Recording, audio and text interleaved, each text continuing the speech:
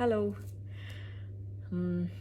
This is the first time that I'm getting in touch with you all to clarify something, and I think this will be the first time that I'll be thinking twice before I speak my heart because I'm anxious that my words might be misinterpreted.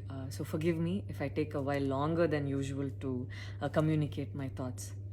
Mm. And I'd like to do this in English.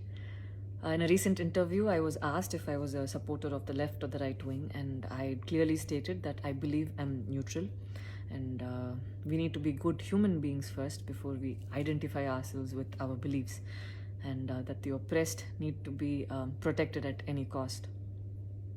So, further into the interview, I went on to elaborate on how I look at things, and I had quoted two references which had a huge impact on me and which left me traumatized for days.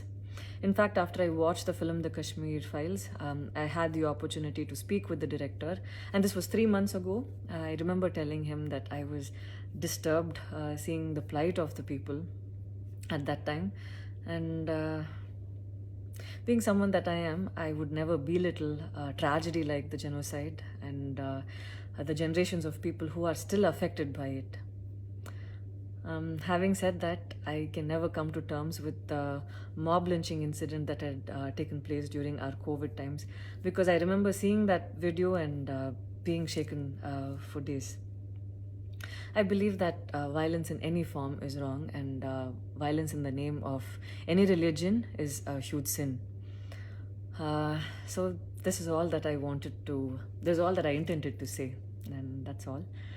But it was very disturbing to see that many people online justified the mob lynching incident, and I don't think any of us have the right to take another person's life. Being a medical graduate, I believe that all lives are equal and all lives are important. And I hope a day doesn't come when a child is born and he or she is scared of his or her identity. And I pray that we're not heading towards that, at least. See, 14 years of my life, my school life, I remember every day going to school and chanting, "All Indians are my brothers and sisters. I love my country and I'm proud of its rich and varied heritage." So maybe it went so deep into my head. And we as children would never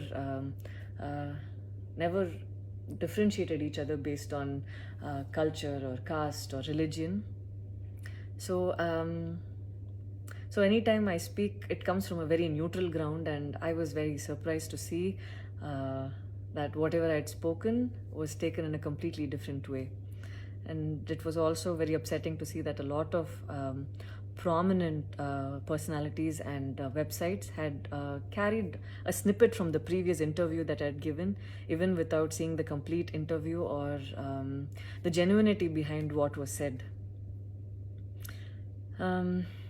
I would like to take this opportunity to thank the people who stood by me the last few days, because I remember feeling so alone and conflicted, wondering what I did wrong. And it was heartwarming to see that a lot of people raised their voice in support of me, and I felt like they knew me for who I am. So thank you so much for making me feel like I wasn't alone. So I wish you all happiness, peace, and love. Thank you so much.